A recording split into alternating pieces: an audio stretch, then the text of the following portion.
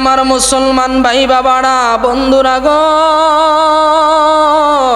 ও আমার মুসল্লি বাবারা, আল্লাহ পাক রব্বুল আলামিনের শুকর আদায় করলে আমার আল্লাহ পাক রব্বুল আলামিন খুশি হয় কি হয় না? আল্লাহ রব্বুল আলামিন বলেন, বান্দারা তোমরা আমি আল্লাহ পাকের শুকর আদায় করো।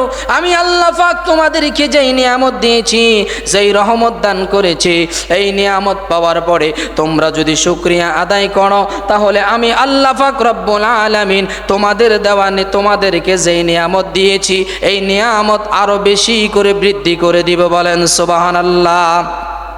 আল্লাহ পাকের পক্ষ থেকে পাওয়া নিয়ামত, আল্লাহ পাক রব্বুল আলামিন আমাদেরকে যে হায়াত দান করেছেন, এটা আল্লাহ পাকের পক্ষ থেকে আমাদের জন্য নিয়ামত। আল্লাহ পাক রব্বুল আলামিন আমাদেরকে সুস্থ রেখেছেন, এটা আমার আল্লাহ পাকের পক্ষ থেকে নিয়ামত। আল্লাহ পাক রব্বুল আলামিন আমাদেরকে এখনো শান্তিমতো বসবাস করার সুযোগ দান করেছেন, এটা আমার আল্লাহ পাকের পক্ষ থেকে নিয়ামত।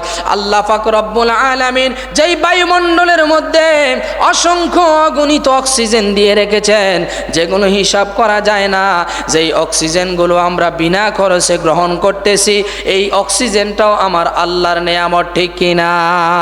এগুলো পাওয়ার পরে আমরা যদি আল্লাহ পাক রব্বুল আলামিনের শুকরিয়া আদায় করি, আমার আল্লাহ পাক রব্বুল আলামিন বলেন, বান্দারে তোমরা যদি শুকর আদায় করো, আমি আল্লাহ পাকের নিয়ামত আমি আরো বাড়াইয়া দেব। সুবহানাল্লাহ বলেন। আল্লাহ পাকের নিয়ামত আমরা চাই কি চাই না? আরো জোরে বলেন, চাই কি চাই না?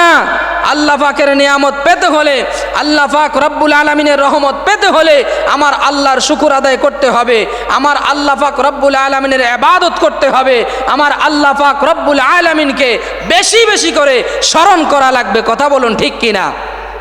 সম্মানিত হাজিরিন, আল্লাহ পাককে স্মরণ করতে হবে ইবাদতের মাধ্যমে, আমার আল্লাহ পাকের শুকর আদায় করতে হবে নামাজ আদায়ের মাধ্যমে।